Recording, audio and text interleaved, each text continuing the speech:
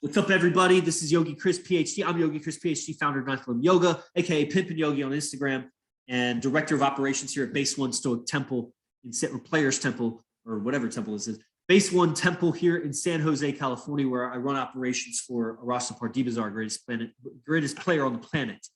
And this is here the podcast show. This podcast is about the red pill of masculinity, spirituality, and the mind, really, the red pill about the mind.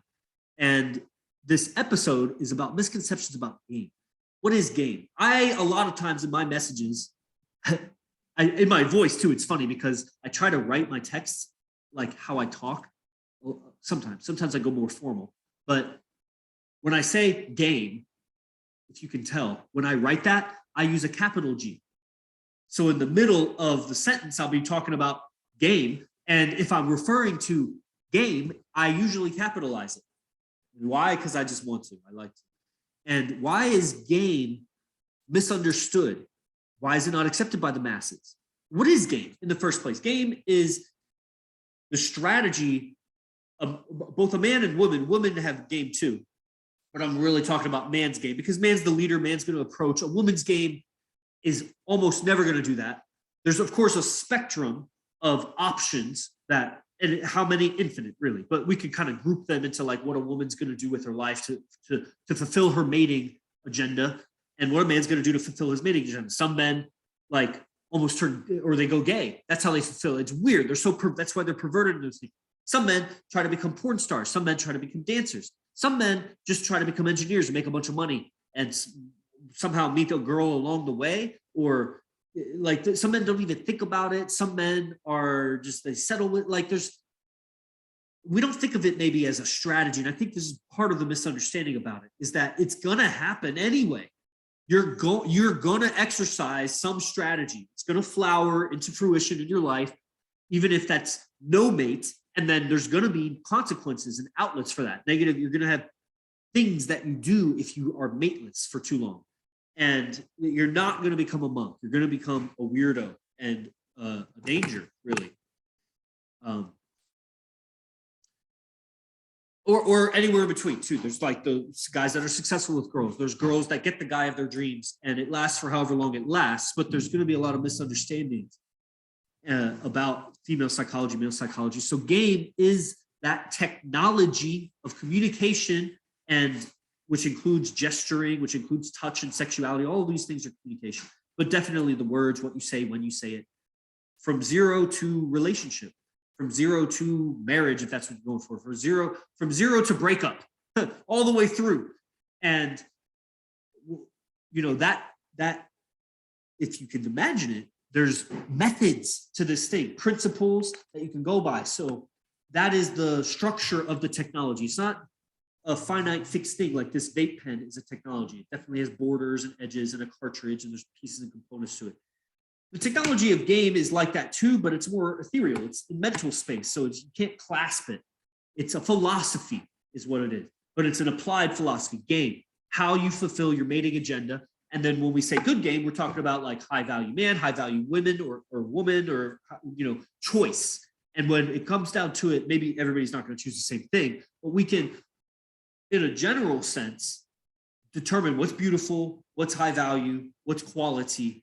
And now in modern era, because life has become so comfortable, we're so displaced from nature and the struggles of nature, and also mind control, basically being fed television and radio, especially like in nowadays, YouTube, internet, like we're being fed an education. We don't know where it's coming from. So it's not the values and morals of our parents, and their parents were also, you know, we're manipulated back as far as TV really has been invented, putting pictures in our head. And so now we might have a thing where what the masses vote on as most beautiful may not really be the most beautiful to the highest value man. And what the masses would vote on as the most highest value man may not come into agreement of what that is. And it's never going to be like a full agreement, but we may not have an agreement of like in general what value is, but that's because we're doing it in a democratic way, which means like a majority rules in this experiment, this thought experiment.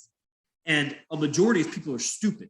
The majority of people are low value. Majority of people wouldn't be alive if this was old days and you had to fight to be alive, or you had to marry a strong man to be alive. You would just be a slave. You wouldn't be reproducing. Like most people would be that. So when I say you, I say general you. I don't mean you in the audience. Maybe you, but you also have this great opportunity in this lifetime, in the modern era, to raise yourself up from whatever condition you were born in. And unless you're a wolf child that doesn't know how to talk, which you do if you're listening to this, then you can say the right thing to the right person at the right time to get the right kind of job that gets your foot in the door, that you can climb the business ladder, and you can become a great success in like 10 or 15 years. And it's available to pretty much anybody, just through communication. So you have that going for us also. So yeah, whatever. Game. So why is it not accepted by the masses? Because the masses are low value, and it gives an advantage. And there are so many obstacles to becoming good at game. The rejection of so many women in the practice of getting good, and the rejection of pretty much all the men that you know. They're going to, and why? Because I can't tell you why, but I would say it's because they're unethical. And ethics needs to be defined as a science, as a philosophy of survival. And philosophy is a science. It should be falsifiable. So ethics is how well a person survives on their dynamics, is how L. Ron Hubbard describes it. Dynamic is an energetic term. So we could say like fluid dynamics, or thermodynamics, like it's temperature dynamics. Like dynamics is an energy term. And so the dynamics of life, life lives. Life is, as Maxwell Boltzmann said, life is the pursuit of free energy. We're looking for energy. So like when I vaporize this pen and inhale it, I get energy. When I eat some food, I get energy. When I get some sun outside, the energy is feeding me. When I breathe fresh air, there's energy in that. When I'm around art or colorful stimulation or a movie or music or something, that energy feeds me. So and it's living. You subtract those energies, and like Connor's a sorcerer, Connor's a guest here, you meditate, you subtract the distractions from the mind, and you're left with just the energies that are in the mind, not energies from outside. It starts making the energies that are inside you much louder, and you have to deal with that stuff, right? So the outside is pursuit of energy. I forget why I was saying that. Game. Energy. Oh, dynamics. The dynamics of life. So we have, L. Ron Hubbard talks about the individual, the family, the group, and humanity. And then beyond that would be like animals and ghosts and whatever, universe. So the basic four are the individual, how well you survive. It's your philosophy of, like, if you smoke cigarettes, that might be, that you could call that dampening your first dynamic. If you smoke cigarettes around your family, like you all live together, that would dampen them. If you drank and you got angry and beat your wife or hit your kid or something, you're fucked up on your second dynamic. Versus a guy who drinks and doesn't do that. Let's say a highly functional drunk who provides family and whatever, they're not going to be as good as if they were sober, let's say, or a sober person, but they may not be like especially harmful to their second dynamic. Or, they may be good to their second dynamic, but bad to themselves and bad to their group. Like they work at a job and they make mistakes or something. And so it fucks up the group that they're part of. And that's their philosophy of life is destroying that. Or, obviously humanity, like let's say they do good at their work, they do good at home, but then when they're out, they're driving drunk or whatever. And that's not their group. That's like to humanity, they're a danger. So their philosophy of life, is it for survival of all these four dynamics? And it may not be survival of all of them. There's, but that's kind of the highest ethics would be the most survival to all the dynamics. And, unethical would be lower survival for all the dynamics.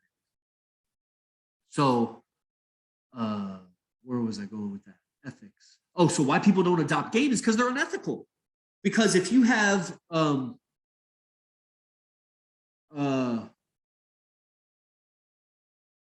they are just barely getting by in their life, almost like if you had rocks balancing, like I used to balance rocks into a rock pile. I forget what they're called, cairns, C-A-I-R-N-S, cairns. So I would pile these rocks, and sometimes they're wobbly, like a breeze comes by and it'll blow it off. That's kind of what people are getting by with in their ethics.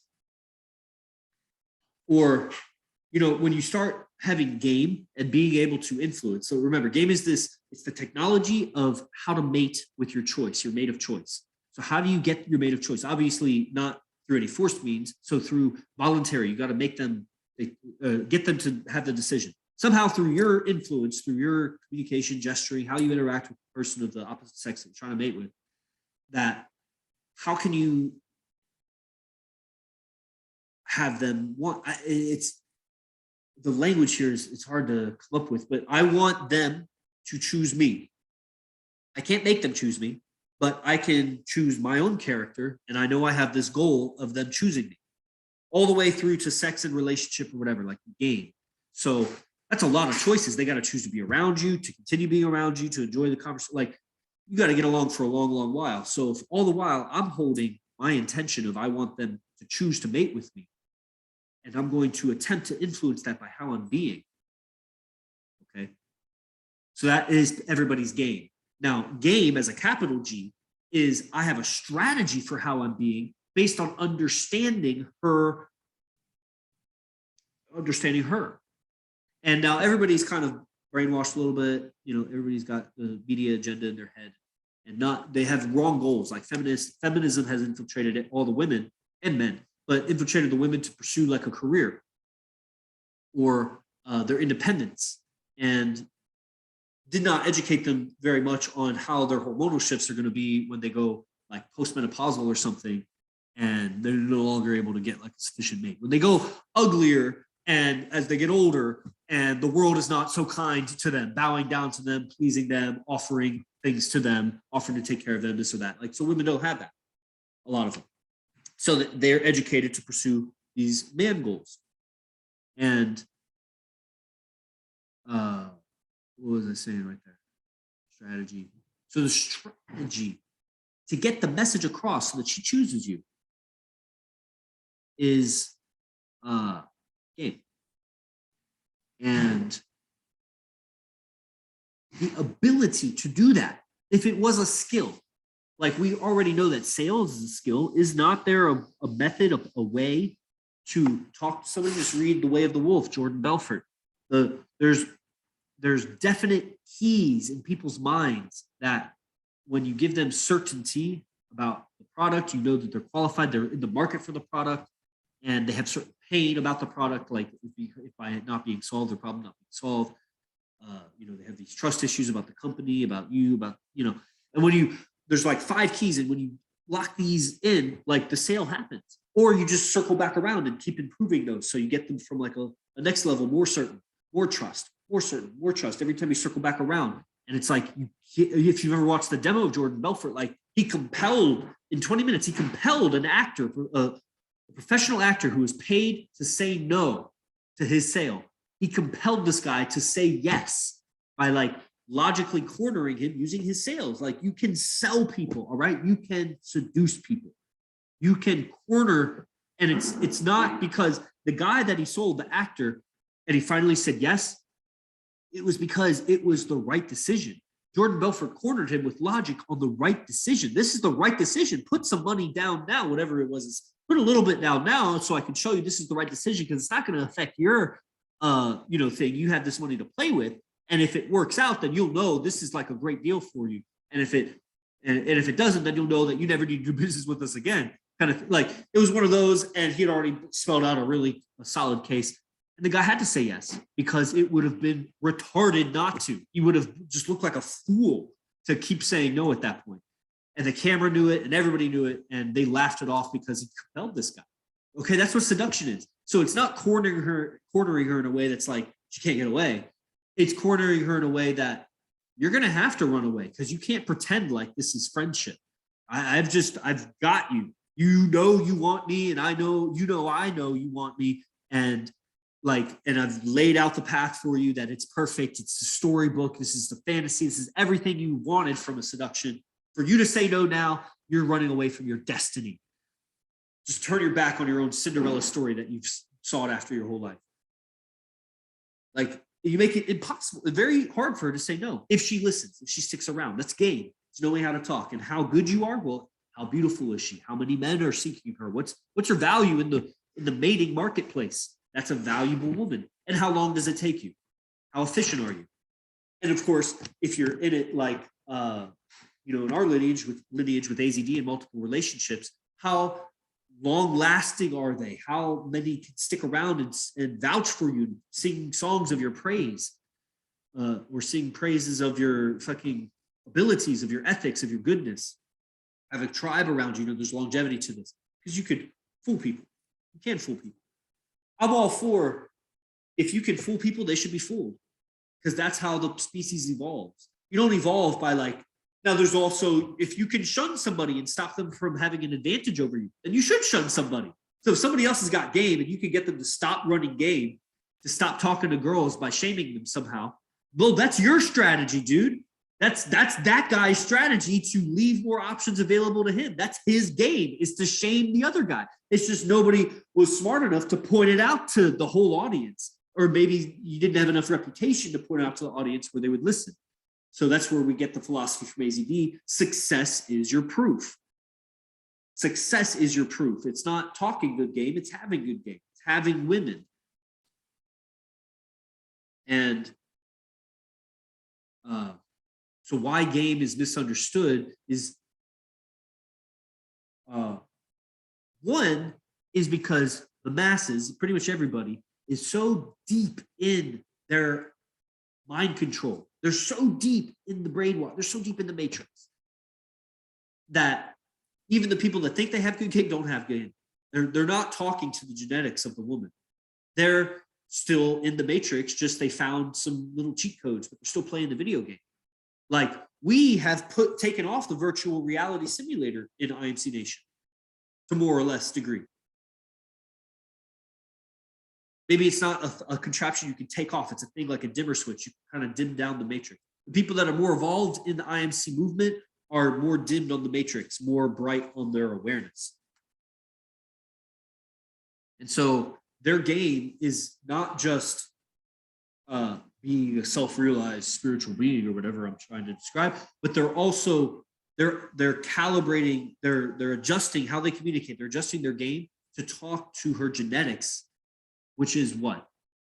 There are deep needs in a woman that all pickup artists and people and dating coaches, whatever, they'll talk about, like needs of a woman or whatever. But there's things that there's elements that they're missing. And I wish I could talk as if I was AZD and spit it to you in this. I am talking as an observer of a man who's demonstrating it, who I've seen influence women firsthand, right next to him, women that we didn't know, that he just met, that I met with him in different cities, Vegas, Los Angeles, San Jose. And then I've also seen him interact with homeless people. I've seen him interact with business owners, restaurant owners, gangsters, both in person and on the phone, drunk people, people on drugs, his girlfriends, other people's girlfriends, both the girlfriends of friends and then the girlfriends of not friends, not necessarily enemies, just not friends.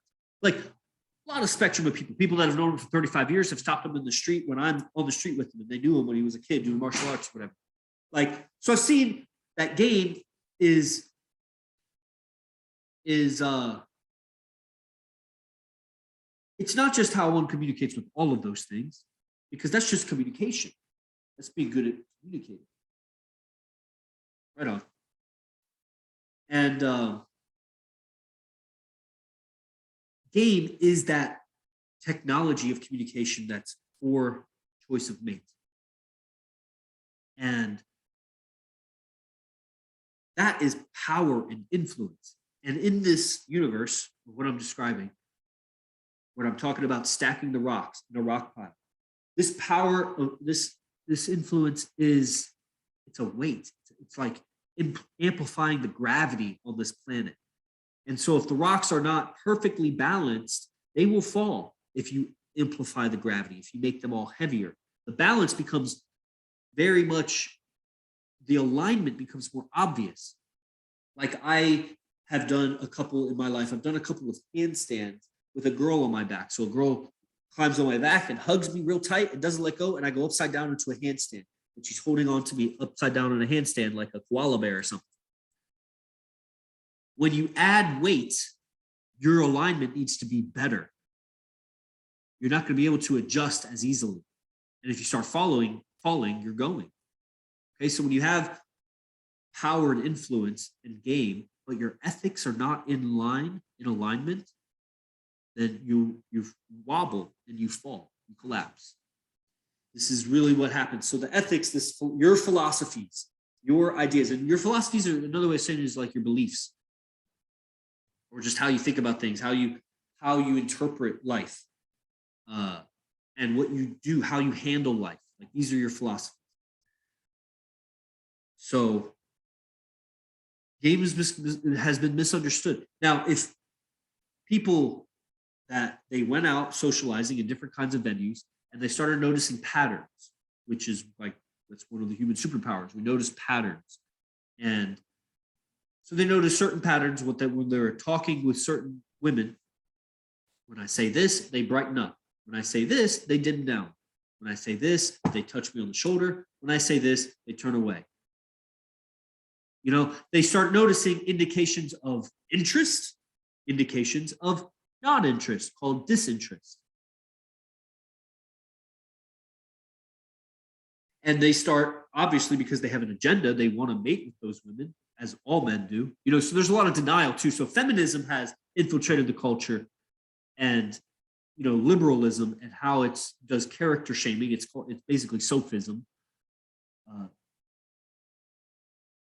which was kind of a counterpart to stoicism back in the day. It was sophism, and it's just a lot of character shaming. And guys are brought up as snowflakes or whatever. They don't know how to defend themselves. People are generally ignorant of how to communicate, the science of communication, acknowledgement, energy flow, the definitions of words, tonality, body language, even. Like they're so ignorant of communication. Then on top of that, they're mind washed by television or whatever, and they have wrong ideas and beliefs, wrong philosophies about relationships, what's been depicted to them. So, and then of course they're bruised animals. Everybody's been abused as a kid, forced to do things they didn't want to do to more or less degree. And so their response to things that are uncomfortable or things they don't like, when things are chaotic, is violent, because they just kind of express what's been done to them. That's I mean, we are an animal, so like we just do what's been done to us when we're unconscious. It's just an unconscious response. That's a pattern. That's how we learn language, with seeing and doing. You know, when the animal corrects its child, the child knows not to do that, because to do that, it would have a memory of the pain. But then how does the child, when it grows up, know how to correct its child? Well, it's just a passed down. That behavior is passed down through like mirror neurons and memory. And it's mutates a little bit each generation, so maybe it changes. And in competition, the ones that are maybe less violent are pro-survival. The behaviors that are more survival towards the offspring, that will survive better and give more offspring of their own, those behaviors tend to continue. And the behaviors that have lower survival rate, they diminish. And epigenetics would tell us that those behaviors eventually become written in our genetic code over some time. So there are such things as genetic behaviors that come from, you know, whatever the survival behaviors were of our ancestors. And so contextually, maybe those are out of place because of culture, but they still exist in us. And this is game, being able to talk to this part of a person and activate those behaviors. And I've seen it. I've seen it happen where it was just very counterintuitive. You see AZD talk to the girl and it's like, no, she's not going to go for that. And it's like, what? What did she just say? What was her response? Like, that's just not possible.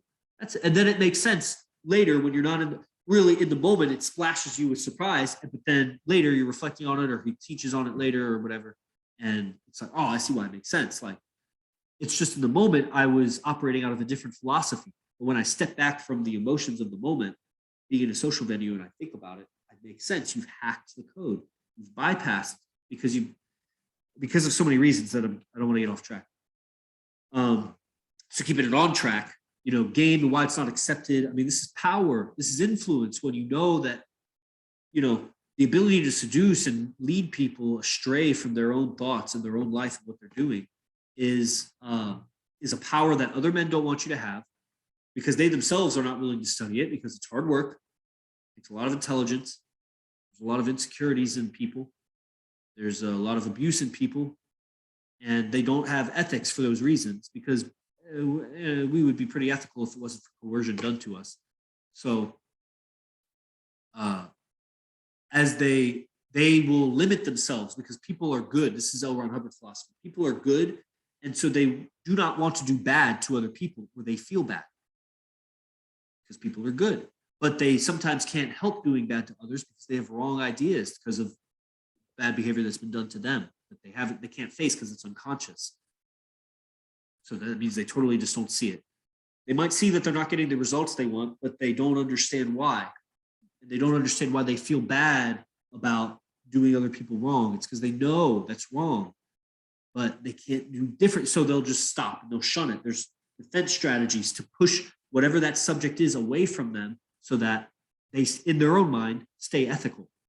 This is like the science of it. So when a person feels like, I don't want to learn something because I don't know if I'll use it responsibly, like it's a very responsible statement to make. If I said that, I'd probably be responsible enough to learn it. But that's basically why men don't want to learn it. They don't believe they can, or they believe if they do, they'll use it wrong. Or they're just lazy, and it's much more easy for their energy just to shame anyone they know who does it, so that around their social circle and all the men and women in their social circle, no men get advantage over them more so than they already had. That's their game. And so I was going to talk about the neg, but I think I've gone more, I've gone pretty in depth about this. If you guys have any questions or comments, there's a nice bow I can wrap this up with. I think I've probably dispelled any misconceptions about it. It's probably still a lot of misconceptions, but why game wasn't adopted. It's hard, it's difficult, man. Everybody is steeped in the mind washing of the culture. Wherever they are. They're either, it's like whatever that writer said, you're either uninformed or you're misinformed. And so people that are so far away from television and movies and things like that, they're just uninformed. They don't know anything about women. The people that have watched movies and the media and everything, they're completely misinformed. They got it wrong. They went the wrong direction. So what do? That's why I call this the red pill. This is the truth bomb. This is the truth about mating, the truth about female psychology, different from male psychology. This is, and I mean, not in this episode and maybe not much on this podcast will I go into the red pill spirituality much, but that's part of it. It's necessary. If people could face and confront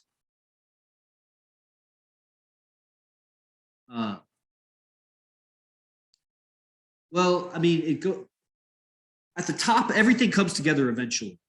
All the happenings of earth. Religion comes together with politics, comes together with media, comes together with entertainment, comes together with sports, comes together with culture and war and history, and all of the subjects of mankind come together if you go big enough. They have the same origin. Eventually, you go back to the Tower of Babel or something. Like they all came from somewhere. And then, the realities of extraterrestrial life, of interdimensional beings, of spirits, ghosts, of the soul, the human soul, of, these things come apparent when you unravel the mind, because the mind is veiling the truth from us. And why you would unravel the mind is because if you're pursuing women, you got to get to the genetic code.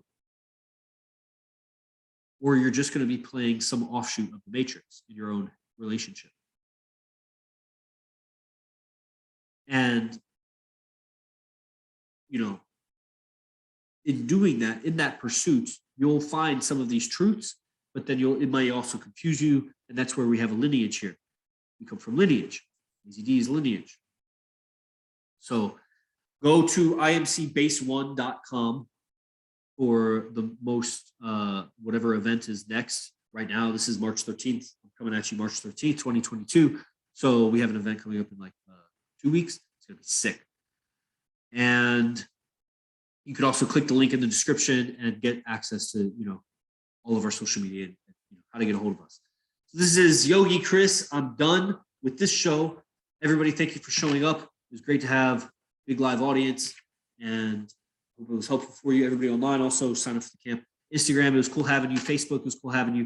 I'll see you in the next episode.